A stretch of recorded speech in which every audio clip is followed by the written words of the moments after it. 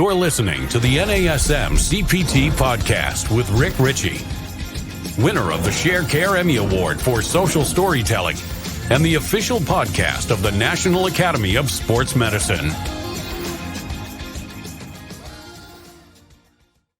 Hey y'all, and welcome to the NASM-CPT Podcast. My name is Richey, and today I want to go through something. I got an email in response to my last one of the last podcasts that I did on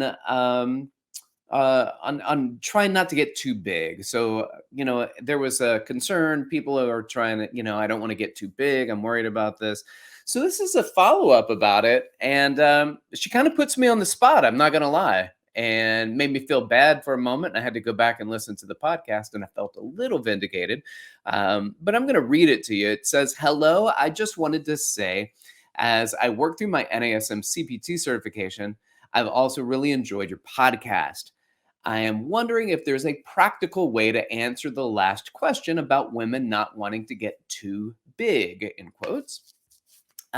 In your answer, it's clear how difficult it is to build muscle, but it also seems you are laughing off the idea that anyone is building muscle too big for their particular aesthetic wishes.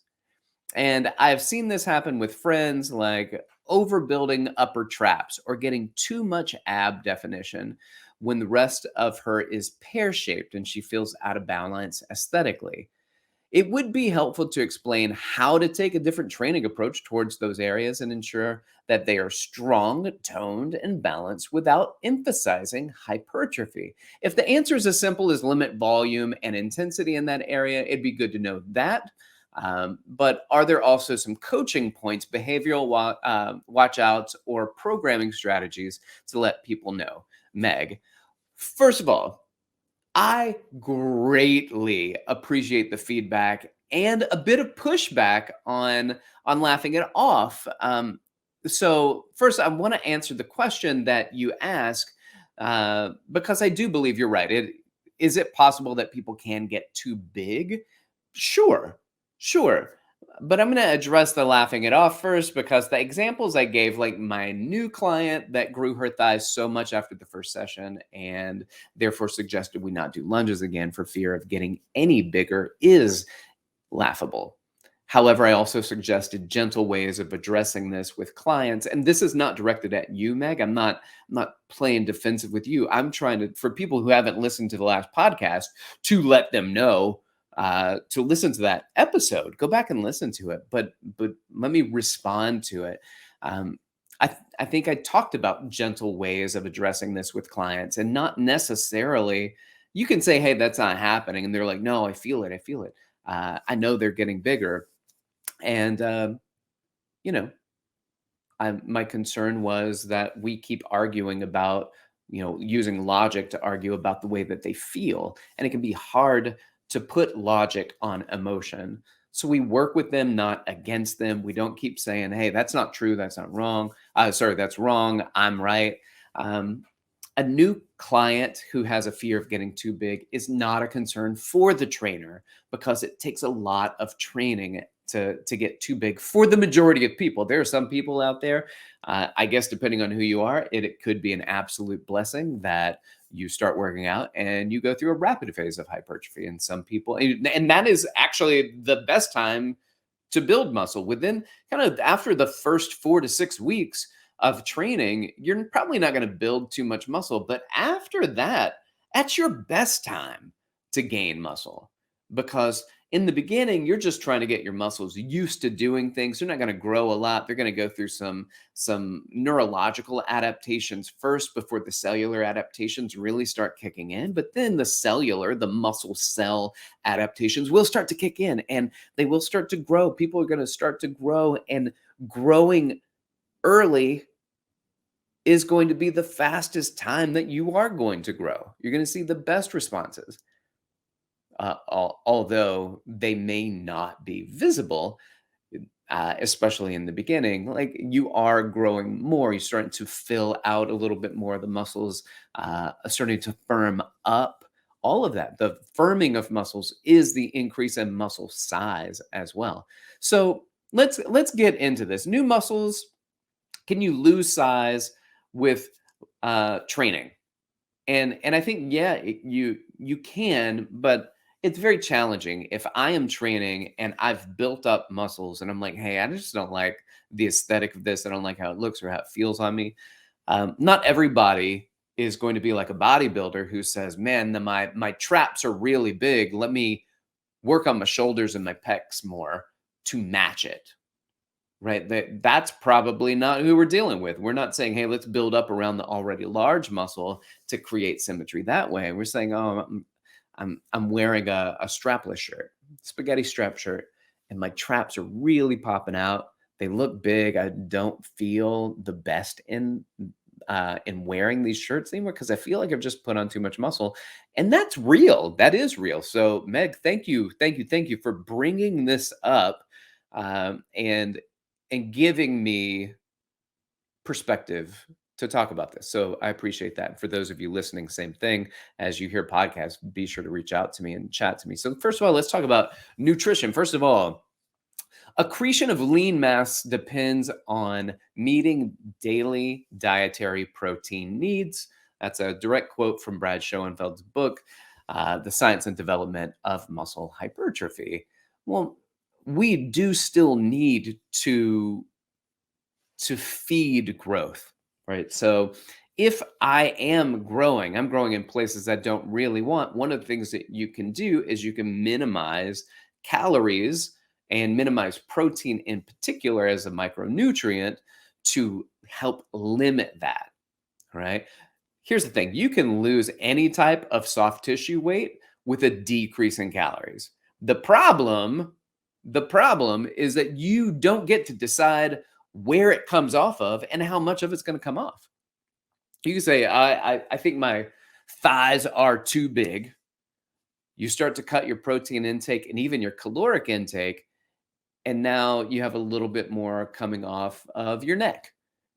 And that may not be where you wanted it to come off of.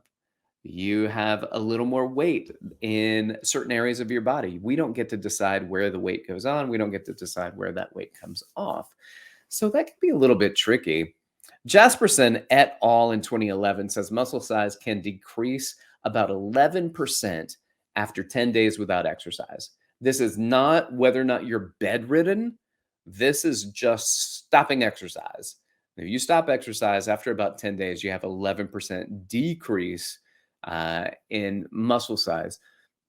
All right. First of all, for many of us working in fitness, that is incredibly disheartening. You know how long it took for that 11% to get on there? And all I had to do was stop working out for 10 days. I'm looking at a percentage point a day of muscle mass decrease. Is that what I'm looking at?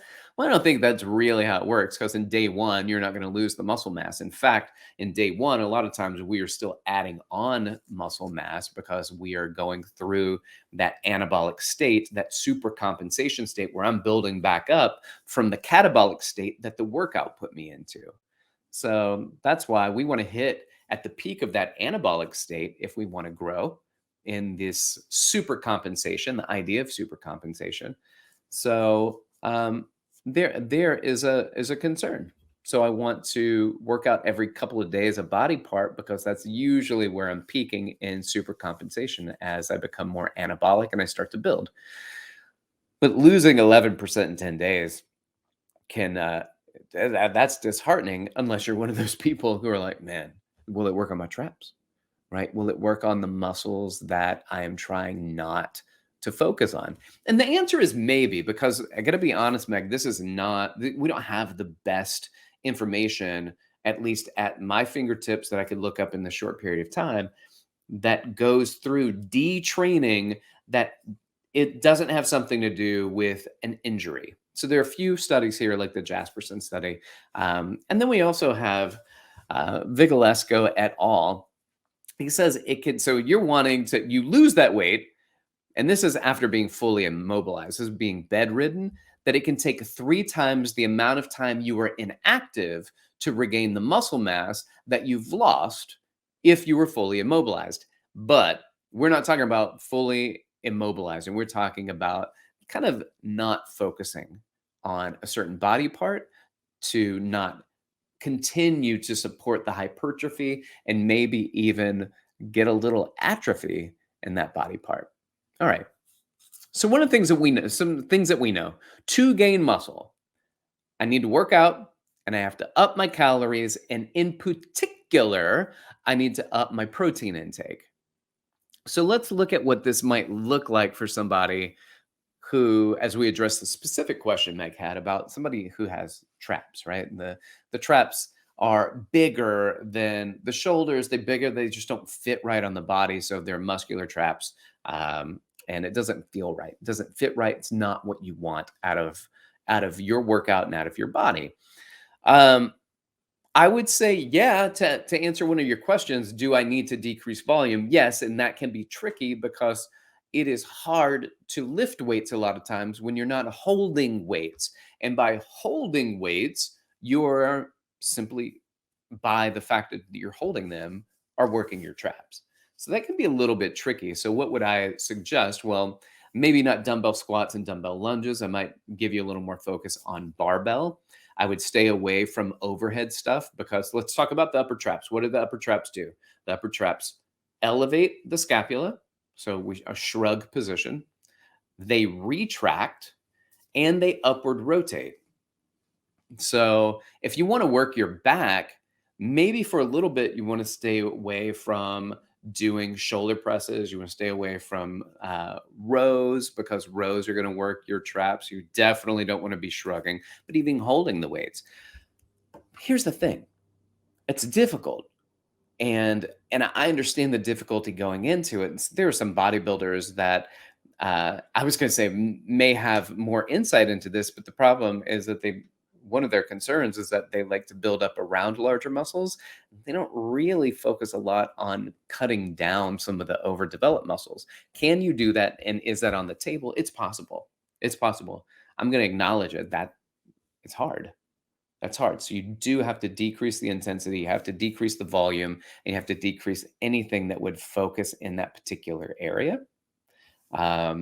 And then if you really are looking to decrease, then you may want to also decrease some total calorie consumption and decrease the amount of protein intake if they are on a protein intake that is pushing them towards a hypertrophic state, and be aware of that. Now, what about the pear-shaped body?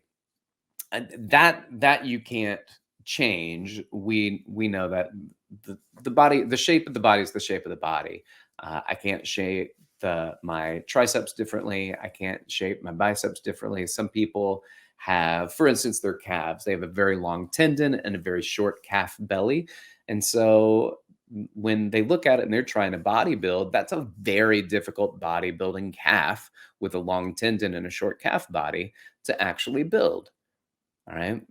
People who have that peak, a really super nice peak on their bicep, it's usually because they have a longer tendon.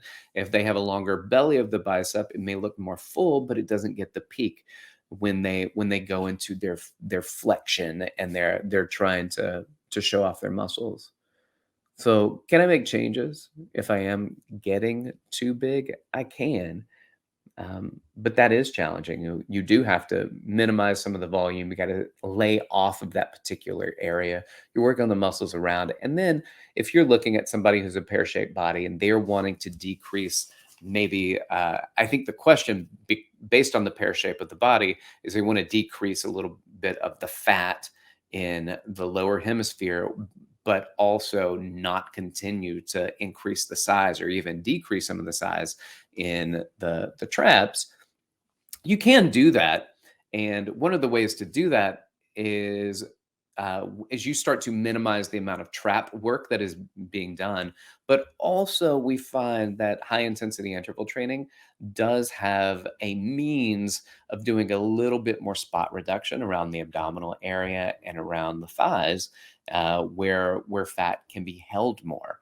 And so that may be beneficial for people with these body shapes that we are increasing caloric expenditure, we're pushing high intensity, and we're trying to minimize the amount of time that is spent on the muscles we want to limit their hypertrophy or even decrease their hypertrophy. Is it possible, Meg? Yeah, it's possible. Is it hard? That's a challenge. This is a very challenging situation. So it might be one of the reasons why people say, I don't want to get too big, because if I do, is there no going back? And you can lose a lot of muscle mass by not working out, but you don't want to lose the health benefits of working out. So we can continue to do some work at higher intensities, increased heart rate, and decreasing the amount of protein, or in particular the leucine that we have, so that we're not pushing into greater amounts of protein synthesis, then we can end up losing weight. Now, our body does prefer fat loss over muscle loss. So if we do limit calories, it's generally going to come from body fat before it comes from muscle, but we don't get to decide where that comes from either. So it's challenging. You bring up a great question and you called me out on it, and I want to say thanks. I do. I appreciate it, and taking the lightheartedness out of it and the humor with, you're just not gonna get too big. You can, you really can. These are our concerns. And then my point is that if you see it coming, you need to start addressing it. But when you're new to training, that's usually who's saying, I don't want to get too big. They're usually the ones, and all the examples I gave are the ones that were just starting out training. People have been training for a while. You may grow in the muscles that you grow without any intention to do so. And sometimes that's just how our bodies work. The individual bodies work in different ways. I know my older brother, like my pecs are pretty big, but he doesn't have big pecs, but his shoulders and traps look awesome. And I don't have big shoulders and traps, but I got the pecs. Where does that come from? And it doesn't matter how much he tries to focus on pecs. He's not gaining his pecs, but everything else around it looks pretty awesome. How do we deal with that? That's kind of a bodybuilding question. And I think your question is, I'm not looking at bodybuilding. I'm looking at decomposition, detraining, so that I'm getting rid of some of the muscle while gaining muscle and losing fat in other places. Focus on the fat loss and focus on high intensity interval training, and try to stay away from using those muscles as much as possible. If you are interested in bodybuilding, since this kind of came up peripherally several times, we do have the physique and bodybuilding course that NASM offers. If you want to become an NASM personal trainer or any of the other education NASM has, check out the website at nasm.org. For the podcast, like, subscribe, share with your fitness friends and family. And if you want to reach out to me like Meg did, thank you, Meg, you can do so. Hit me up on Instagram at dr.rickrichey, or you can email me rick.richey@nasm.org. Thanks for listening. My name is Rick Richey, and this has been the NASM CPT Podcast.